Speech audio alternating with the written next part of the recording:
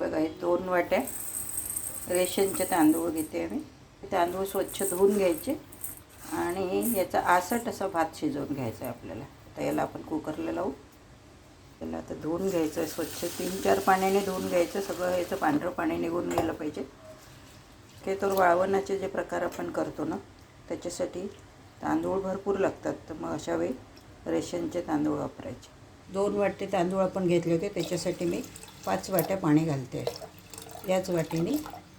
कारण आपल्याला भात जो आहे ना आसट शिजवून घ्यायचा आहे. आणि जर असं हाताने जर म्हणाल ना तुम्ही 4 कांडे आपले बुडतील एवढं पाणी घालायचं.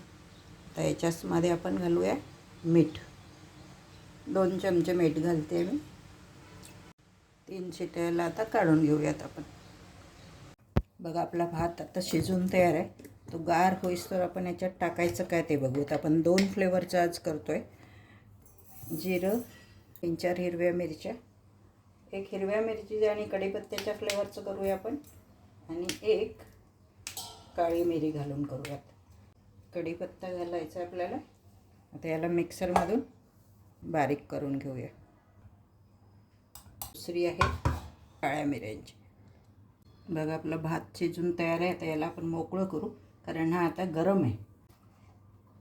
याला चांगलं कुचकरून घ्यायचं आहे आपल्याला. मऊ करायचं आहे चांगलं म्हणजे आपली चकली तुटणार नाही. मग आता आपण याला ना 2 भागात डिवाईड करू. आपल्याला काही हिरव्या मिरची आणि कढीपत्त्याचा फ्लेवर द्यायचा आहे आणि काहींना मिरेपूड टाकायचं आहे आपल्याला. बघा याच्यामध्ये मी काळी मिरी घालते. ह्या 4 मिरच्या आणि जेवढा कढीपत्ता मी टाकला होता तो पूर्ण याच्यामध्ये घालते मी. याला तर मिक्स करून घ्यायचं. मीठ आपण शिजवताना घातलं होतं. हाताला थोडं गार पाणी घ्या कारण गरम असलं ना तर चटका लागत असते. तर याला बाजूला करूयात. मिरेपूड न घालता नुसतं साध्या भाताच्या पण तुम्ही करू शकता. त्या पण छान होतात. दोन्ही मिक्स तयार आहेत आणि आता एक एक करून आपण याच्या चकल्या पिळणार आहोत.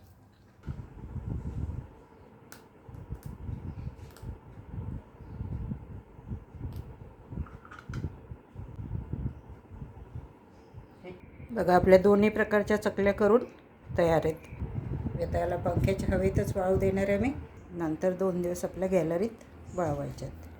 बघा ह्या चकल्या आपल्या वाळल्या. तर याला आपण उलटून देऊयात असं.